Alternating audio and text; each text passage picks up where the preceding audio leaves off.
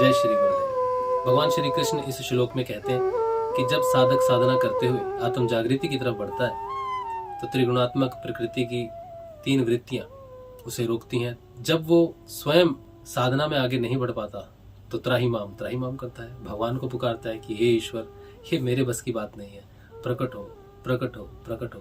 जबकि जो ध्यान है वो तो फल है, उसका बीज है नाम जप।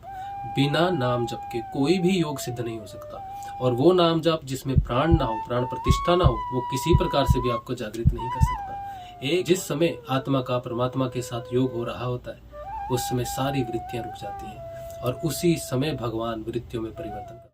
कि मैं जो कुछ भी आपको बता रहा हूँ वो मेरे खुद के अनुभव पर है। प्रवेश किया, लेकिन मुझे साधना के विषय में कुछ भी मालूम नहीं था। बाहर की पूजा और साधना में क्या अंतर है इसके बारे में मुझे बिल्कुल भी जानकारी नहीं थी।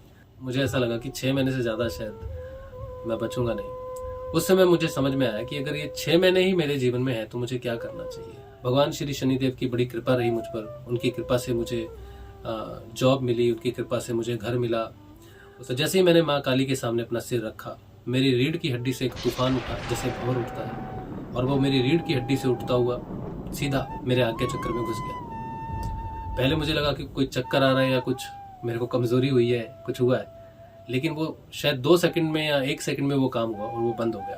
हार्ट बीट का स्किप होना या हार्ट बीट का गले में आ जाना, कान में धड़कन का सुनना, कान का गर्म हो जाना, इस तरह की चीजें होती थी जो मुझे डराने लगी। मैंने सोचा शायद हृदय में भी कोई प्रॉब्लम हो गई है। मेरी सांस रुक गई और मैं रात को जाग गया, देखा कि सांस नहीं आ रही है, तो मैंने जोर जोर से सांस ली, फिर नॉर्मल हुआ, फिर लेट गया, फिर गुरु भगवान के दर्शन हो गए। इस तरह से गुरुत्वाकर्षण के बारे में, गुरु के आकर्षण के बारे में, वो सारी चीजें अपने आप आंतरिक रूप से घटित होने लग गई। धीरे धीरे सत्संग का विकास हुआ, लोग जुड़ते गए, बहुत सारी घटनाएं घटी। ध्यान में प्रवेश किया, प्राण को महसूस किया, मन में परिवर्तन महसूस किया। और सबसे विशेष बात यह है कि जो भी आध्यात्मिक पुस्तक जिसके बारे में भी मैं कभी सोचता था तो उसका ज्ञान मुझे प्रकट होने लग गया। बिना पढ़े मुझे पुस्तकों का ज्ञान हो जाता था। भगवान